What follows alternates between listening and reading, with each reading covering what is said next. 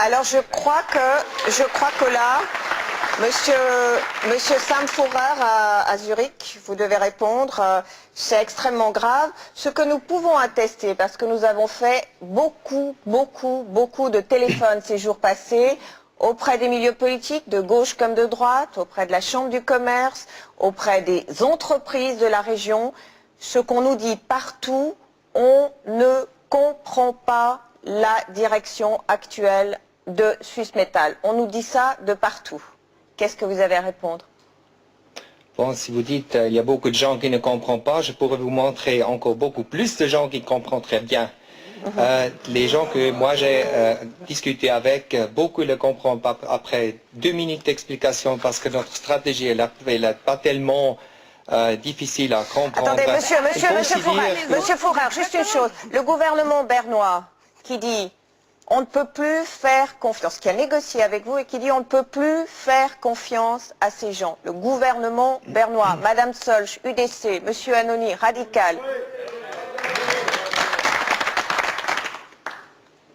Restons avec les faits. Les investissements sur Reconvilier. 25 millions sur le finissement, ça veut dire sur la tréfilerie de Reconvilier. Je pourrais vous montrer une longue liste de plus que 10 installations complètement nouvelles qui seront investies sur les prochaines 5 années. Il y a vraiment un investissement substantiel parce que nous voulons, et nous avons toujours dit, et je sais qu'il y a des gens qui ne croient pas, mais nous voulons vraiment assurer la pérennité de 60 emplois à long terme. La stratégie n'est pas une stratégie, ce n'est pas une stratégie de M. Elvek seul, c'est aussi tout un conseil d'administration qui a décidé cette stratégie en unanimité. C'est une stratégie de long terme. Monsieur Fourer, c'est très important ce que vous dites là. On aimerait juste que vous le répétiez. Donc, ce qu'on craint sur place, ce que craignent les politiques, ce que craignent les cadres, ce que craignent les ouvriers, c'est que votre stratégie soit de fermer la Boya, de fermer Reconvilier. Est-ce que vous nous dites ce soir, il n'y aura pas ces 10 prochaines années de fermeture de Reconvilier? Alors là, vous me demandez une garantie à long terme. C'est bien clair que c'est impossible à vous donner. Mais ce que je peux vous expliquer, c'est que notre stratégie prévoit la pérennité des 2 sites. Nous allons centraliser la fonderie, mais cette fonderie, elle va réunir le savoir-faire et toutes les alliages de tous les 2 sites. Elle va travailler toutes les 2 sites aussi pour Reconvilier. Cette fonderie centrale sera une fonderie aussi pour Reconvilier. On va centraliser la même chose avec la presse à extrusion qui va produire pour les 2 sites, avec le savoir-faire des 2 sites.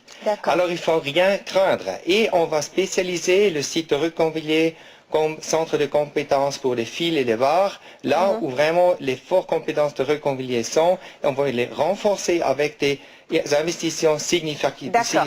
Ça n'a rien à faire avec une stratégie de court terme ou des effets financiers. Non, c'est vraiment... Alors on prend tout à fait acte de ce que vous dites, il ne faut rien faire. J'ai encore une dernière question parce que il y a plein de gens qui veulent réagir ici et aussi à Reconvilier. Une dernière question, la NZZ nous apprend aujourd'hui qu'un de vos très importants investisseurs, OZ Bank, est en train de vous lâcher. Est-ce que dans le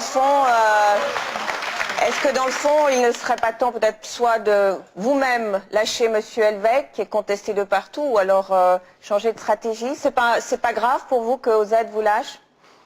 Je ne connais pas les détails de cette information, elle est nouvelle pour moi. Désolé, je ne peux pas donner un commentaire.